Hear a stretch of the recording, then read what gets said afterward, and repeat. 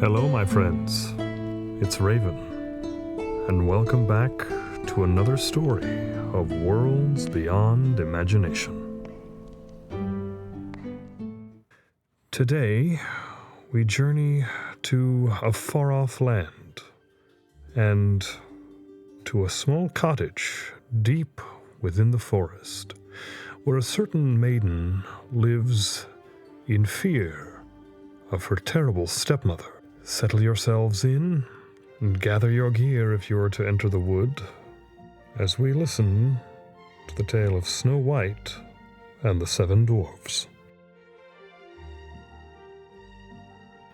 It was the middle of winter, and the snowflakes were falling like feathers from the sky, and a queen sat at her window working, and her embroidery frame was of ebony, and as she worked, gazing at times out on the snow, she pricked her finger, and there fell from it 3 drops of blood on the snow. And when she saw how bright and red it looked, she said to herself, "Oh, that I had a child as white as snow, as red as blood, and as black as the wood of the embroidery frame."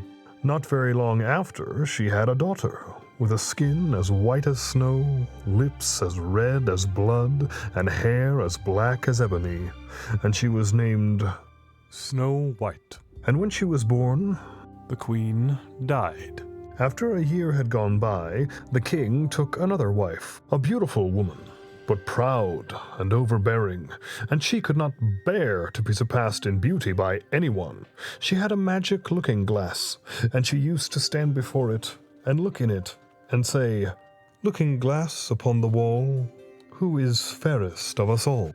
And the looking-glass would answer, "You are fairest of them all." And she was contented, for she knew that the looking-glass spoke the truth. Now, Snow White was growing prettier and prettier, and when she was 7 years old, she was as beautiful as day, far more so than the queen herself. So one day, when the queen went to her mirror and said, "Looking-glass upon the wall, who is fairest of us all?"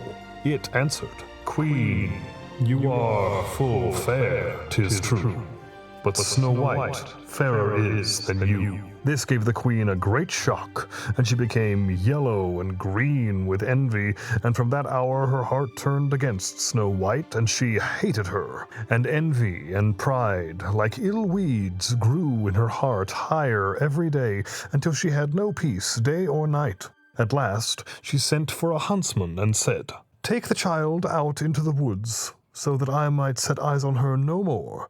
You must put her to death, and bring me her heart for a token." The huntsman consented, and led her away. But when he drew his cutlass to pierce Snow White's innocent heart, she began to weep and to say, "Oh, dear huntsman, do not take my life. I will go away into the wild wood, and never come home again." And as she was so lovely, the huntsman had pity on her, and said, "Away with you then, poor child." For he thought the wild animals would be sure to devour her, and it was as if a stone had been rolled away from his heart when he did not put her to death. Just at that moment, a young wild boar came running by, so he caught and killed it, and taking out its heart, he brought it to the queen for a token.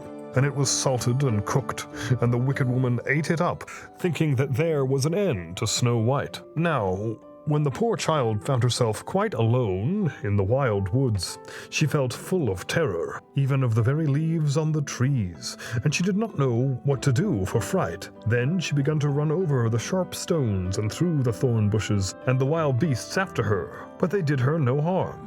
She ran as long as her feet would carry her, and when the evening drew near, she came to a little house, and she went inside to rest. Everything there was very small, but as pretty and clean as possible. There stood the little table, ready laid, and covered with a white cloth, and 7 little plates, and 7 knives and forks and drinking cups. By the wall stood 7 little beds, side by side, covered with clean white quilts. Snow White, being very hungry and thirsty, ate from each plate a little porridge and bread, and drank out of each little cup a drop of wine, so as not to finish up one portion alone. After that she felt so tired that she lay down on one of the beds, but it did not seem to suit her. One was too long, another too short, and at last the seventh was quite right, and so she lay down upon it, committed herself to heaven, and fell asleep. When it was quite dark, the masters of the house came home. They were 7 dwarfs, whose occupation was to dig underground among the mountains. When they had lighted their 7 candles, and it was quite light in the little house, they saw that someone must have been in, as everything was not in the same order in which they had left it. The first said, "Who has been sitting in my little chair?" The second said, "Who has been eating from my little plate?" The third said, "Who has been taken from my little loaf?" The fourth said, "Who has been tasting my porridge?" The fifth said, "Who has been using my little fork?" The sixth said, "Who has been cutting with my little knife?" The seventh said, "Who has been drinking from my little cup?" And then the first one, looking round, saw a hollow in his bed and cried, "Who has been lying on my bed?" And the others came running and cried, "Someone has been on our beds too."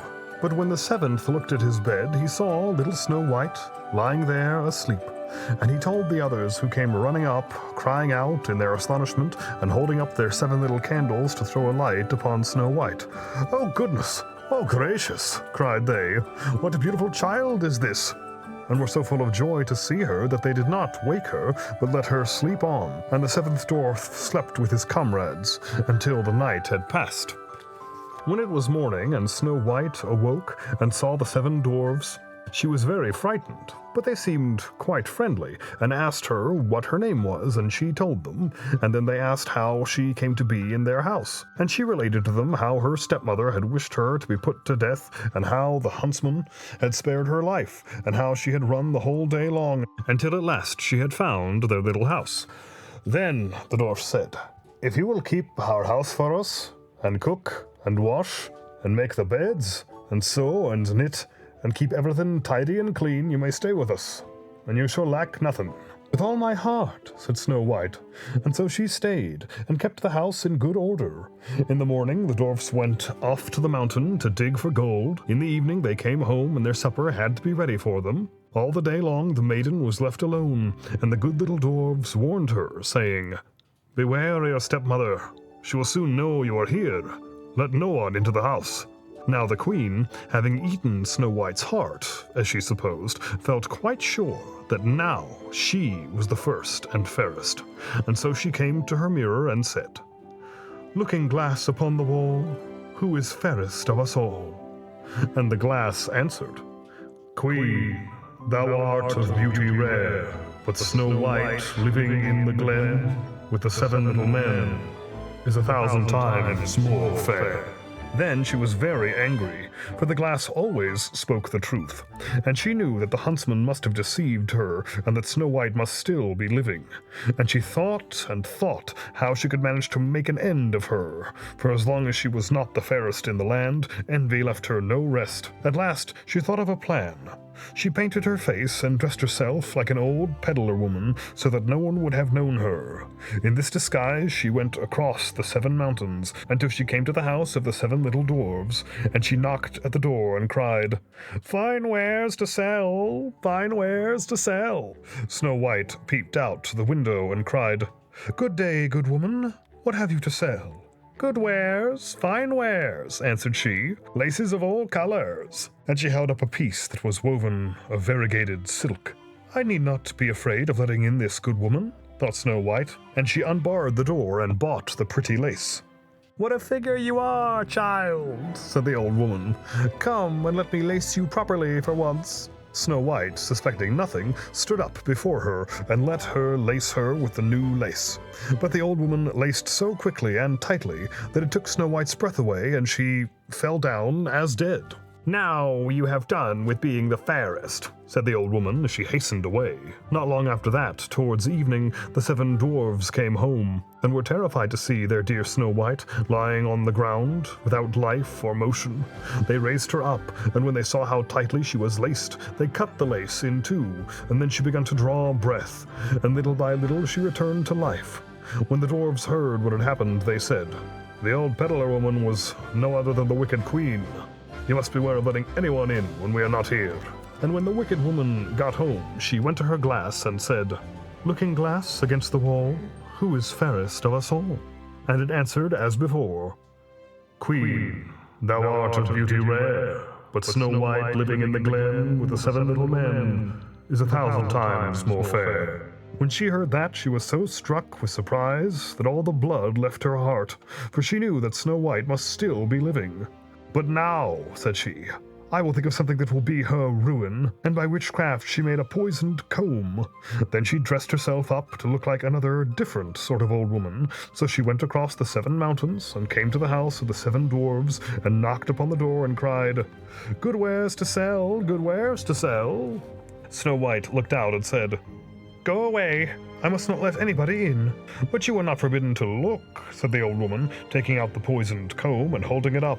It pleased the poor child so much that she was tempted to open the door, and when the bargain was made, the old woman said, Now, for once, your hair shall be properly combed. Poor Snow White, thinking no harm, let the old woman do as she would. But no sooner was the comb put in her hair than the poison begun to work, and the poor girl fell down senseless.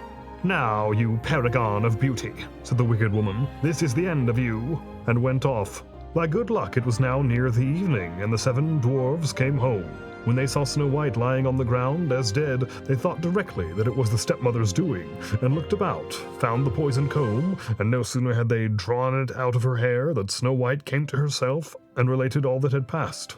Then they warned her once more to be on her guard, and never again to let anyone in at the door.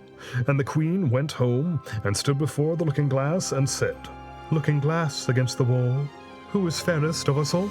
And the looking-glass answered as before, Queen, thou art of beauty rare, but Snow White, living in the glen, with the 7 little men, is 1,000 times more fair. When she heard the looking-glass speak thus, she trembled and shook with anger. Snow White shall die, cried she, though it should cost me my own life. And then she went to a secret, lonely chamber where no one was likely to come, and there she made a poisonous apple. It was beautiful to look upon, being white with red cheeks, so that anyone who should see it must long for it, but whoever ate even a little bit of it must die. When the apple was ready, she painted her face, and clothed herself like a peasant woman, and went across the 7 mountains to where the 7 dwarves lived. And when she knocked at the door, Snow White put her head out of the window and said, I dare not let anybody in. The 7 dwarfs told me not to. All right, answered the woman. I can easily get rid of my apples elsewhere. There, I will give you one. No, answered Snow White. I dare not to take anything. Are you afraid of poison? Said the woman. Look here. I will cut the apple in 2 pieces. You shall have the red side. I will have the white one. For the apple was so cunningly made that all the poison was in the rosy half of it. Snow White longed for the beautiful apple, and as she saw the peasant woman eating a piece of it, she could no longer refrain, but stretched out her hand and took the poisoned half. But no sooner had she taken a morsel of it into her mouth than she fell to the earth as dead, and the queen, casting on her terrible glance, laughed aloud and cried, As white as snow, as red as blood, as black as ebony, this time the dwarfs will not be able to bring you to life again. And when she went home and asked the looking-glass, Looking-glass against the wall, who is fairest of us all? At last it answered, You are the fairest now of all. Then her envious heart had peace, as much as an envious heart can have. The dwarves, when they came home in the evening, found Snow White lying on the ground, and there came no breath out of her mouth, and she was dead. They lifted her up, sought if anything poisonous was to be found, cut her laces, combed her hair, washed her face with water and wine, but all was to no avail. The poor child was dead, and remained dead. Then they laid her on a bier, and sat all 7 of them round it, and wept and lamented 3 whole days, and then they would have buried her, but that she looked still as if she were living, with her beautiful blooming cheeks. So they said, We cannot hide her away in the black ground. And they made a coffin of clear glass, so as to be looked into from all sides, and they laid her in it, and wrote in golden letters upon it her name, and that she was a king's daughter. Then they set the coffin out upon the mountain, and one of them always remained by it to watch, and the birds came too, and mourned for Snow White, first an owl, then a raven, and lastly a dove. Now, for a long while, Snow White lay in the coffin and never changed, but looked as if she were asleep. But she was still as white as snow, as red as blood, and her hair was as black as ebony. It happened, however, that one day a king's son rode through the wood and up to the dwarf's house, which was near it. He saw on the mountain the coffin and beautiful Snow White within it, and he read what was written in golden letters upon it. Then he said to the dwarves, "Let me have the coffin, and I will give you whatever you like to ask for it." But the dwarves told him that they could not part with it for all the gold in the world. But he said, "I beseech you to give it to me, for I cannot live without looking upon Snow White. If you consent, I will bring you to great honors, and care for you as if you were my brethren." When he so spoke, the good little dwarves had pity upon him, and gave him the coffin, and the king's son called his servants, and bid them to carry it away on their shoulders. Now it happened that, as they were going along, they stumbled over a bush, and with the shaking, the bit of poisoned apple flew from her throat. It was not long before she opened her eyes, threw up the cover of the coffin, and sat up, alive and well. "Oh dear, where am I?" cried she. The king's son answered, full of joy, "You are near me." And, relating all that had happened, he said, "I would rather have you than anything in the world. Come with me to my father's castle, and you shall be my bride." And Snow White was kind, and went with him, and their wedding was held with pomp and great splendor. But Snow White's wicked stepmother was also bidden to the feast.